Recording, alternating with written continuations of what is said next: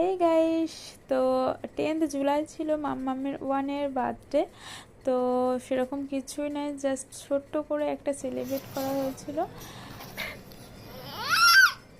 টাকা না টাকা ভীষণ টাকা ব্যস্ত এখন।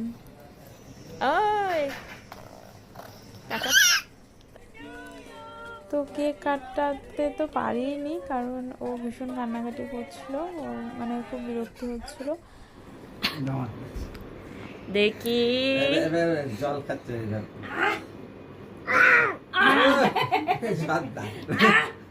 এবার আ করছে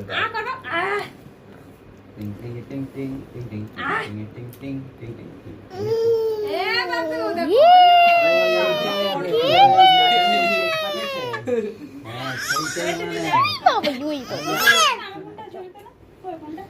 যা